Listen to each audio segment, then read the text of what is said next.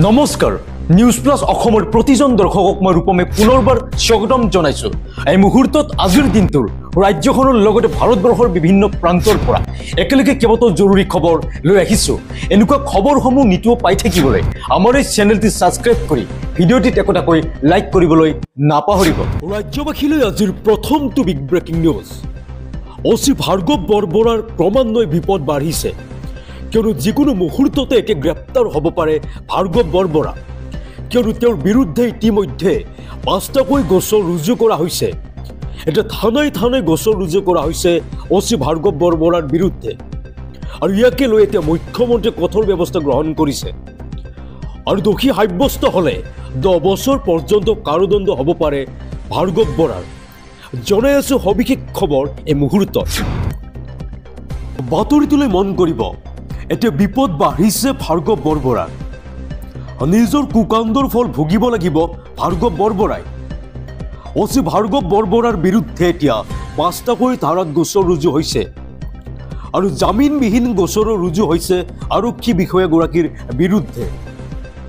আৰু নিলম্বনতেই শেষ নহয় ভাৰ্গৱ বৰবৰাৰ শাস্তি।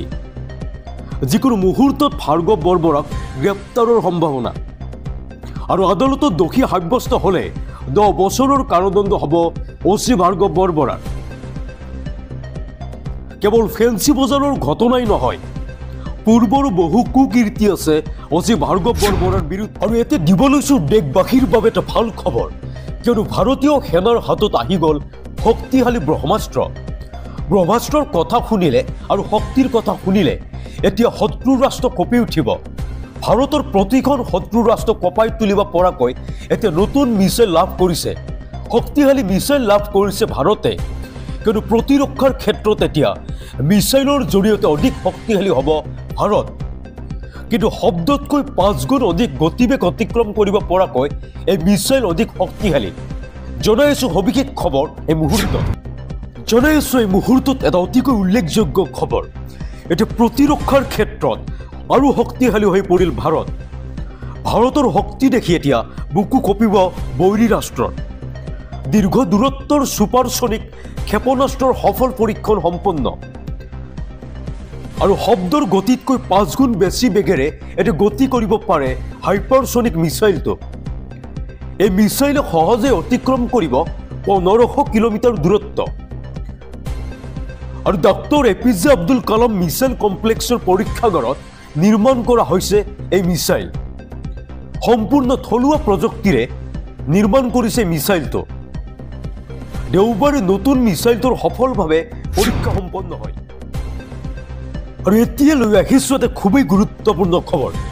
লোহিত হুছেইনৰ মৃত্যুৰ ন্যায়ৰ দাবীৰে এতিয়া তীব্ৰ প্ৰতিবাদ সাব্যস্ত কৰিছে আমজুৰ তৰফৰ পৰা।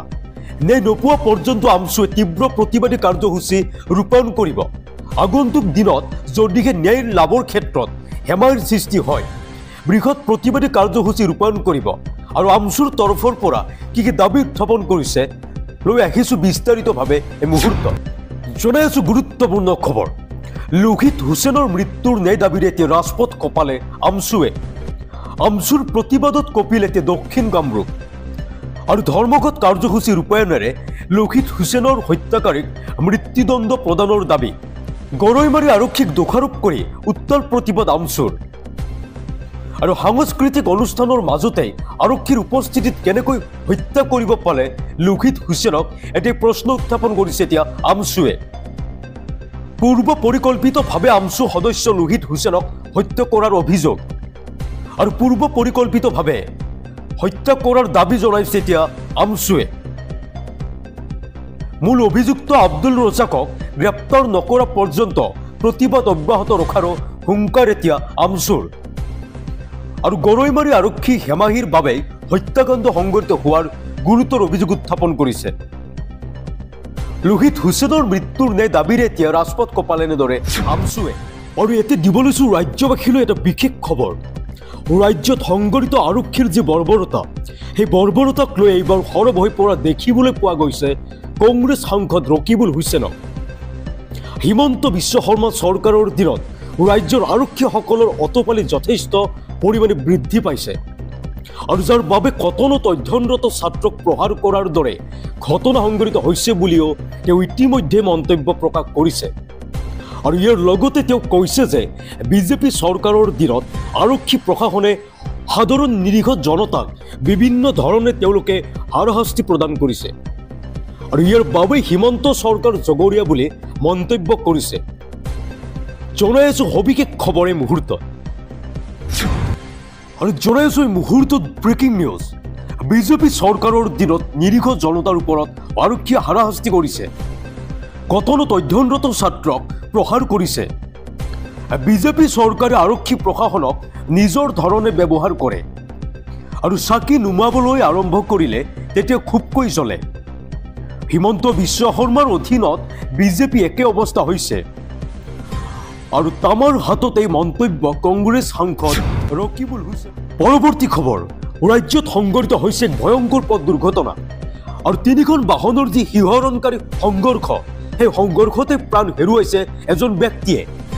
প্ৰথমে এখন 4চকীয়া বাহনে প্ৰচণ্ড জোৰে খুন্দা মাৰে স্কুটি আৰোহী আৰু যেতিয়া স্কুটি আৰোহীয়ে ৰাজপথত বাগৰি পৰিলে তেনে সময়তে পিছফালৰ পৰা এখন বাহন আহে আৰু চচুৰাই লৈ যায় স্কুটি আৰোহীক আৰু এক ভয়ংকৰ দুৰ্ঘটনা সংঘটিত হয় ইয়াৰ ফলত, যাৰ ফলত মুহূৰ্ততে প্ৰাণ হেৰুৱাইছে স্কুটি আৰোহীয়ে। ক'ত সংঘটিত হৈছে ঘটনাটি জনাই আছো সবিশেষ।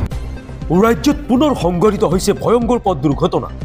এবাৰ গোলাঘাটৰ মহিমাত ভয়ংকৰ পথ দুৰ্ঘটনা, 3খন বাহনৰ সংঘৰ্ষত শিহৰণকাৰী ঘটনা, এজন লোকে থিততে হেৰুৱালে প্ৰাণ আৰু প্ৰথমে এখন 4চকীয়া বাহনে খুন্দিয়ালে স্কুটিত। ৰাজপথত পৰি ৰোৱা স্কুটি আৰোহীক পুনৰ চচৰাই নিলে আন এখন বাহনে আৰু নিহত লোকজনৰ নাম যোৰহাটৰ নপমুৱা গাঁৱৰ ভৰত পাঠক। দুৰ্ঘটনা সংঘটিত কৰা বাহনখনৰ নম্বৰ হৈছে AS05 N6007 আৰু এই ঘটনাক লৈ এতিয়া অঞ্চলজুৰি হকৰচা। পৰৱৰ্তী খবৰ, এগৰাকী প্ৰধান শিক্ষকৰ কাণ্ড এতিয়া লজ্জিত কৰিছে ৰাজ্যৰ শিক্ষা বিভাগক। বিদ্যালয়লৈ আহি মদ খাই আগবাটতে পৰি থাকিল প্ৰধান শিক্ষক। প্ৰধান শিক্ষকৰ কাণ্ড শুনিলে বা দেখিলে আপুনিও আচৰিত হৈ পৰিব। আচলতে কি হৈছিল লৈ আহিছো এই মুহূৰ্তত। ৰাজ্যত এতিয়া দিন দুপৰতে প্ৰধান শিক্ষকৰ অদ্ভুত কাণ্ড। বিদ্যালয়লৈ আহি মদ খাই পথতে পৰি থাকিল প্ৰধান শিক্ষক।